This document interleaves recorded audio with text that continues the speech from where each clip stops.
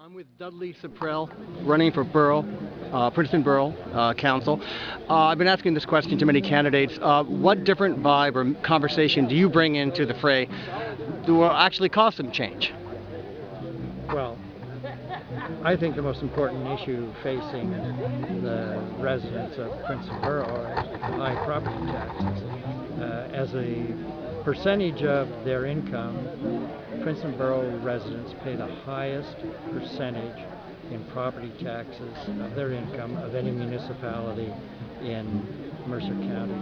And the reason for that is that the Borough Council will not really attack the budget crisis that we are actually experiencing now. They have, after raising municipal taxes, property taxes 8.5% for nearly a decade, they have held at zero the budget for the last couple of years, but they've achieved this by taking money from the reserves, the surplus, instead of really going after the things that create a bloated budget, like too many employees and with salaries and benefits that are too high. Are you saying there's a lack of leadership or political will then? Is that what you're implying?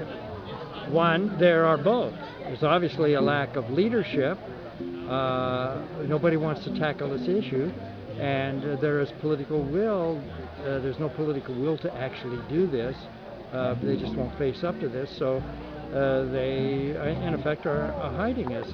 They appointed a citizens task force a couple of years ago to make recommendations. This task force came forth with a recommendation and a report stating there are too many employees with too high benefits and fringe benefits, and it's way above what one could earn in the private sector, even in other municipal governments, and nothing is done about it. Well, let's say this is true, and you get elected. You would be maybe a sole. You say potholes aren't partisan. Do you think you'd be able to work with entrenched, I guess it would be Democrats on the council to have them see your point of view and then react accordingly?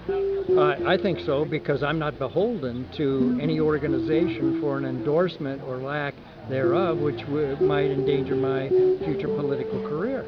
So what we need on the council, instead of this decade or 2 decades of one party and what I think is developed into groupthink, we need somebody to come in and has the courage to tell it like it is and bring a breath of fresh air to deliberation and stand up, and no more private negotiations or discussions behind closed doors. And if it's necessary, and I understand for personnel issues, yeah, there's privacy issues.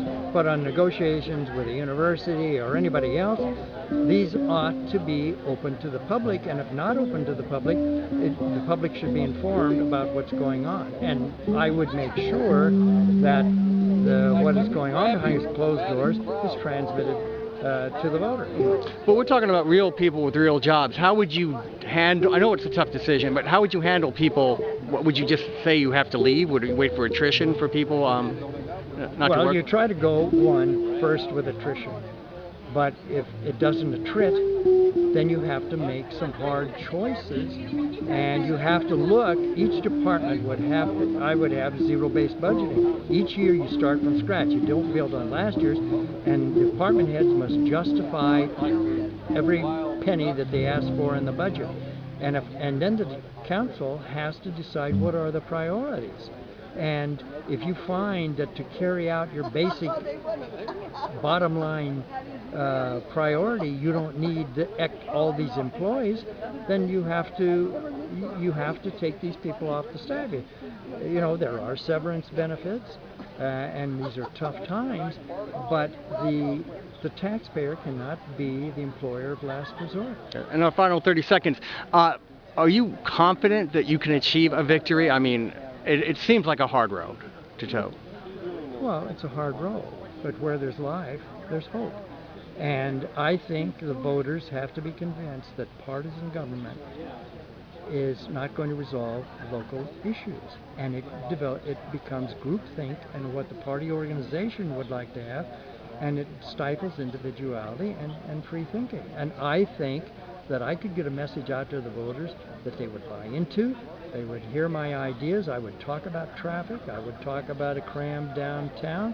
I would talk about other issues in addition to the budget that is simply not being addressed. What we have now is a lot of demagoguery and posturing and punch bagging, but it's not resolving.